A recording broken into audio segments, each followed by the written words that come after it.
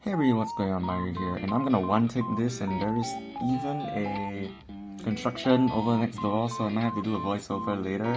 So on the assumption I do a voiceover later, welcome to the channel. This is the first ever video I'm doing for this one, and it's gonna be a deck showcase video for the Yume Cup. So explanation of what the Yume Cup is for Cardfight Vanguard. Yume Cup is a special tournament where you can only use specific types of decks, particularly only decks belonging to the Lyrical Monasterio Nation or from Vanguard decks like Mygo and Morphonica. So recently I managed to win 3 tournaments, so that's a big achievement for me personally. Pretty happy about that, of course. And I'm gonna explain how I managed to win with one of the decks. This wasn't like a one tournament I went and then just happened to win thing. There was a lot of like thinking and evolving as we went along because I did lose a few tournaments prior. Do stay tuned because at the end of this video there is a giveaway and you can participate in the giveaway for the Yume Cup Playmat by subscribing to the channel as well as entering in the Google form below where I'll spin the wheel. Yes. So, yes. Without further ado, let's get right into the video. Right, it's the crit that you get for the promo anyways. So, first of all, looking at the right deck itself, the first important thing is you need a starter. So I always use the mid-combat starter because it's really beautiful. I like VTuber stuff, so it's great. Also, it creates a... Because most lyrical decks don't require basic starters, or like their specific starter, you can use this to throw people off. Also, it's just really nice, right? Then, for the grade 1, I'm running Kyouka. This is a Kyouka deck. So the grade 1 Kyouka's effect is when the grade 2 Kyouka writes on top of it, you declare grade from 1 to 3. And then you check the top 5 cards, and if there's a magazine or the card with a grade that you declared, you can add that card to your hand. So this is particularly good for helping you search for a magazine in case you break, as well as allowing you to search for a particular piece that you want. This is very important for the grade 2 turn, I'll go over that later. Next up we have the grade 2 itself, grade 2 Kyouka. Her effect is when the grade 3 Kyouka writes on top of her, you can either take a magazine from your drop to put to hand, or you can counterblast 1 to search for a magazine card from your deck to put to hand. The greatness of this effect allows you to discard magazines early or play magazines on turn 2 and then fetch them back up later. So this is kind of like a cycle card help. Kind of feel to it, as well as in the event that you have a surplus of counterblast, because unfortunately this format is very different from normal standard. The level of play and the type of plays you're gonna make is a lot different compared to what you would play if you would play in normal standard format. Like the way you play into here is very different because like you're not playing to doji, you're not playing to norm. So there's a lot of different things you will take into account compared to normal, you know? So sometimes you'll have a surplus of counterblast, you can use that to filter your deck for one card, allowing you to check triggers easier. Last but not least, the main card of the deck, Make-A-Wish Kyouka. This is the new Kyouka, and her effect is dress up with Kyouka, meaning you can persona write on the old Kyouka or the new, or like new Kyouka, whatever. And during your turn, if you play a magazine order, all of your front row get plus 5k, including this. And if your opponent's Vanguard is grade 3 or greater, so like going second / turn 4 ability, all of your units with Kyouka in their names get plus 5k, and in the back row center column, they can also attack from back row. So the good thing about this is she herself gets plus 5k on top, putting her at 23, as well as the back row Kyouka. A Kyouka in the back row will be 18 and swingable on going second. This is particularly good because you are basically allowed to go first or go second and have a chance to still make plays. Yeah. So, going into the main stuff of the deck itself.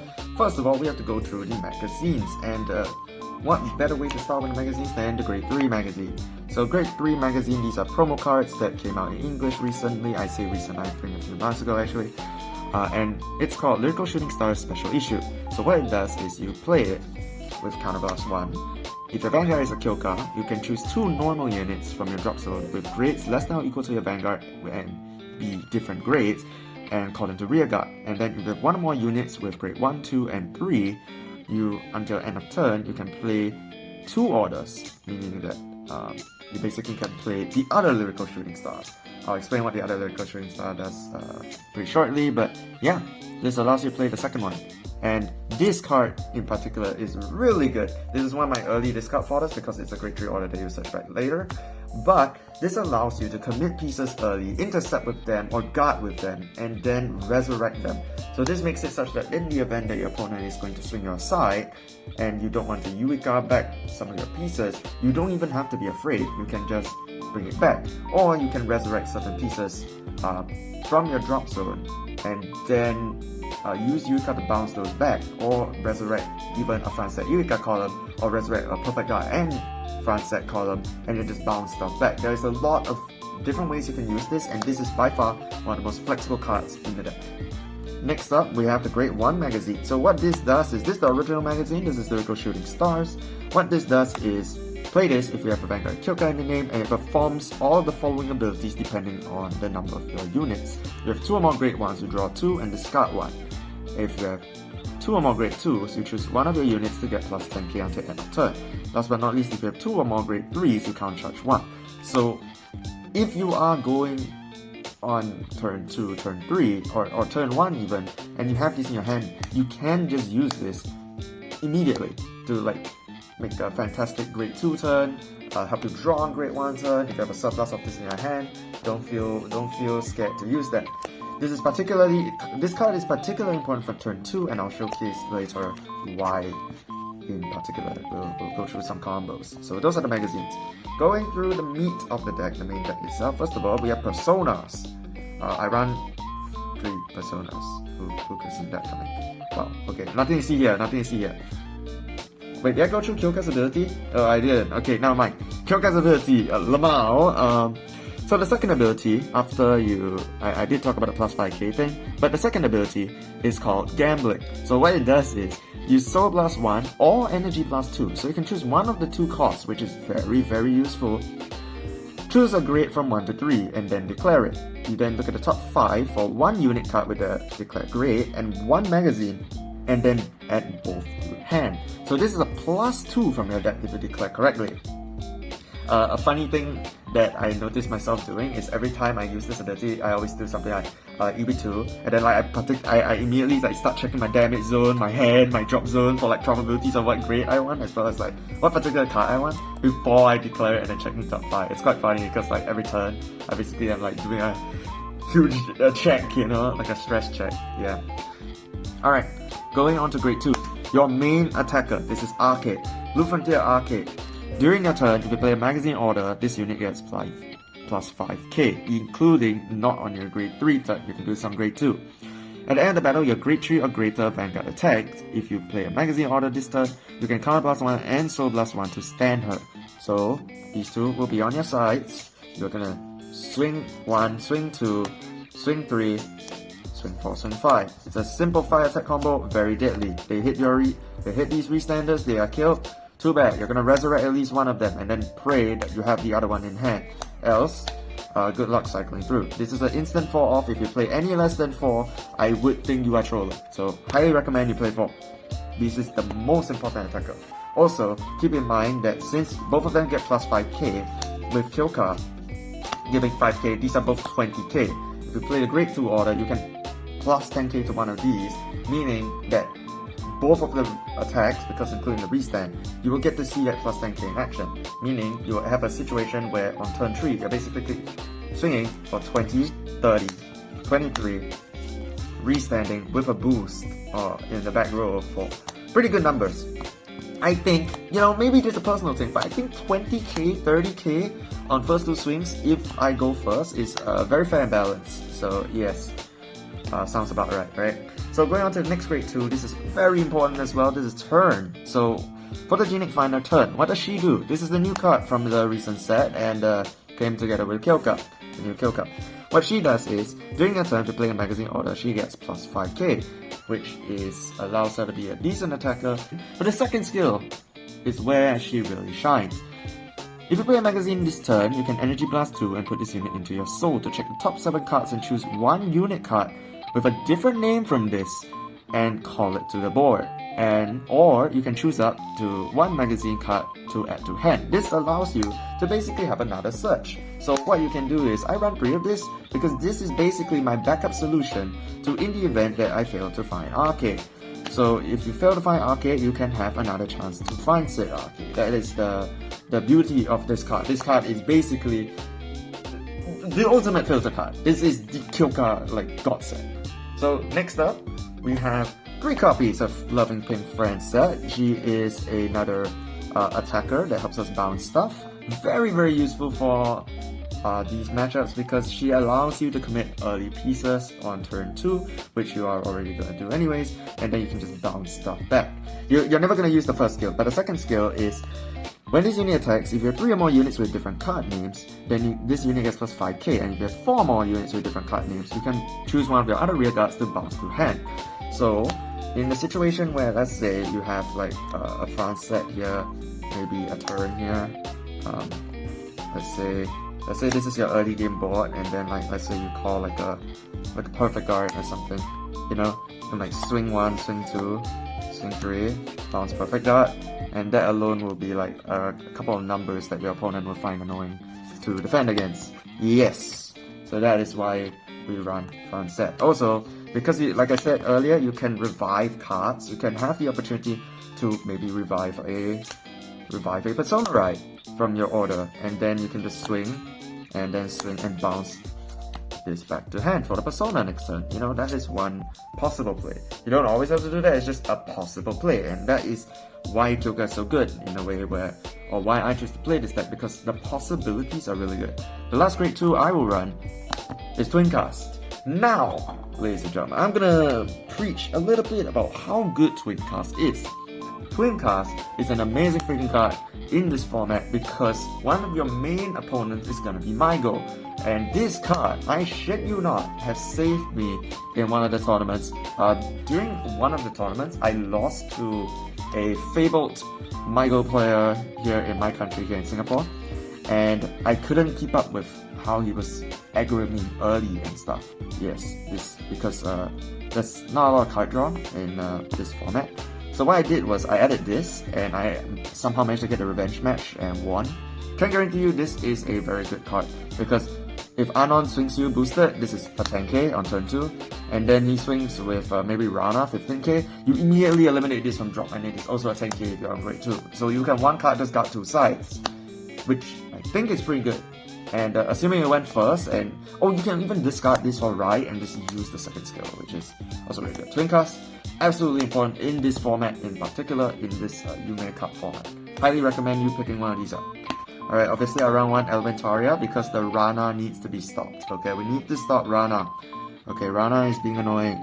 Next, we have obviously some perfect guards. I'm just being annoying and running through a couple of different name ones. Very annoying for deck block, so I should stop doing that.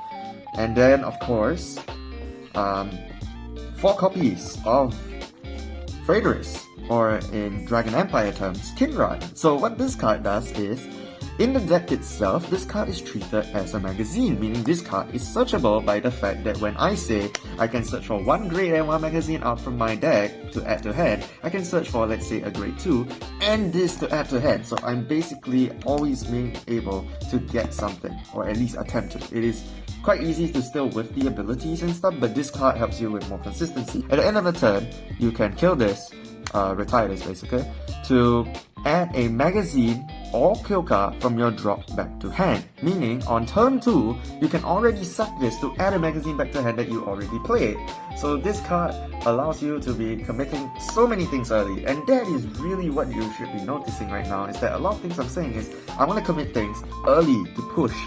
Right? Okay. And last but not least, talking about early push, here comes the Yuikas, baby. So here comes the Yuikas.